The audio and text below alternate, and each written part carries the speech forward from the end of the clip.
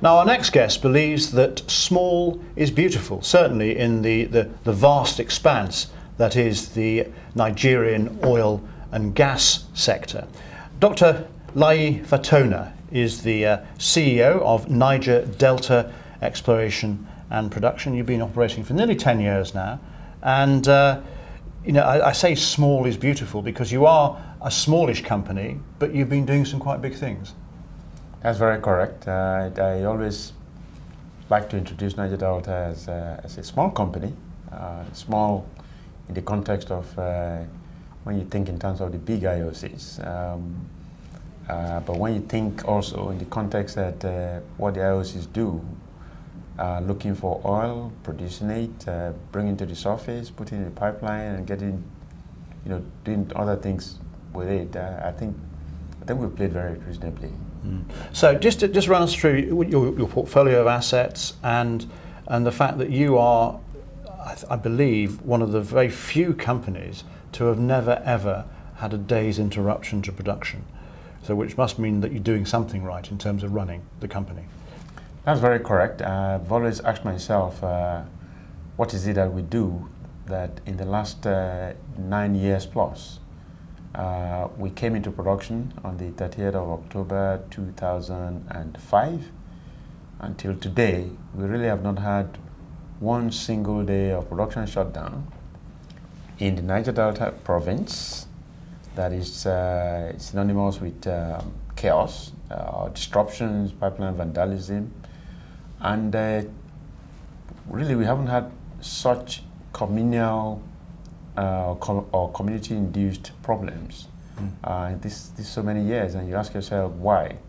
I think we've created an environment of trust between ourselves as a company, which is not always the trademark of all companies, and the host communities in which they operate.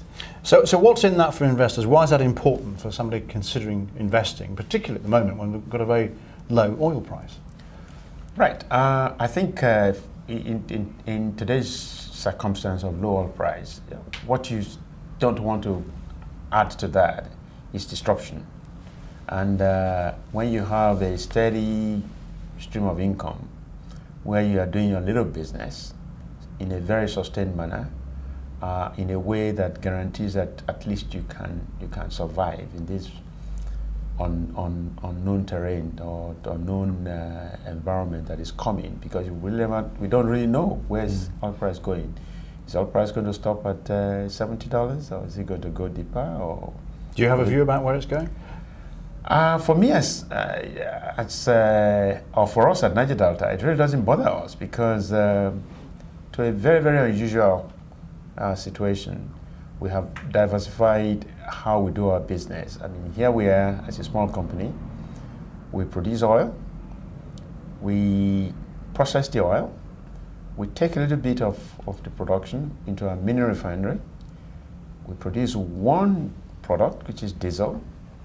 We don't flare gas, we take our gas, we process it into higher value liquids, natural gas liquids, and we treat that gas, and we also sell the gas. So for us as a small Nigerian company, the diversity of our income stream, not just from crude oil, but from also refined oil products and gas products, you know, gives us a little bit of stability.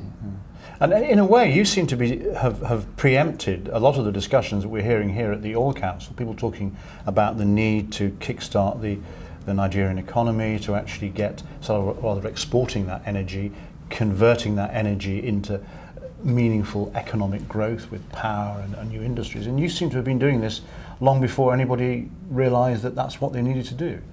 Well, for us as a company, we've always felt that Nigeria has a lot of what we call structural deficiencies. Here's a country, 160 million people, power that barely really exists. I mean, this is something we don't like to talk about publicly, but when you see such huge opportunities in front of you, you just can't help but be creative. And as a company, last 9 years, we've always lived on the threshold of creativity. I mean, we've tried to look at things that create value, enhance our value, things that we can do differently without any notice, doing it properly too. I mean, when we got a refinery license, it was like, this is not possible in Nigeria.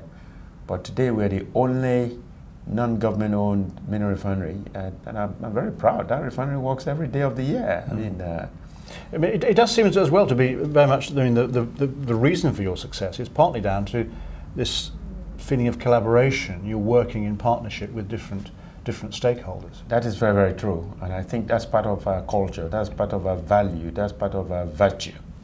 And I think it's done us well. And every opportunity that I have, I stand up and I preach that the attitude of collaboration, it's very prime. It's a very serious ingredient to your success path. For us, everybody's our partner, even people who are adversaries, you know. And when I say that, we take friendship out of very serious things and very casual things, and somehow it just makes your business look different. Yeah. So if somebody's an investor is looking to think, well, actually that sounds quite a good place to be, and at the moment you're listed in Nigeria, but any chance of listing perhaps here in London? Well, we are seriously looking at it. I mean, Seplat has done Nigeria a little bit of space. We believe that the logical place for us to be in is to look at a second alternative away from Nigeria, where there is deep pockets for capital. Yeah. And what would you say to them, though, to actually entice them to come there? What's the big vision? I will say, here's a company different from all of them. Small, very profitable, and when I say profitable, I'm talking in terms of being able to give ample rewards to shareholders. I mean, I remember people 12 years ago, we sold shares on the street. I mean, we stand in front of the office, and anybody who looked decent, I mean, we pulled them into the office and made presentations at tabletop presentations, and we made them sign forms and wrote small checks of £5, £10, and nothing glamorous. And we raised the equivalent of $6 million in Nigerian currency. And that's already startup capital in our company. And today, we're looking at a company that has grown north of $500 million capitalization, or value, so to speak. So, to come back to your question, if I was privileged to be standing in front of investors, if you are one, I would tell you, look at us. We can take your money, protect it, multiply it, and you can actually trust us as an oil company to do the right thing all the time. All right. Dr. Layi Fatona, I think I've just been sold to. Thank you very much indeed for joining us. Thank you very much, and thanks for the opportunity.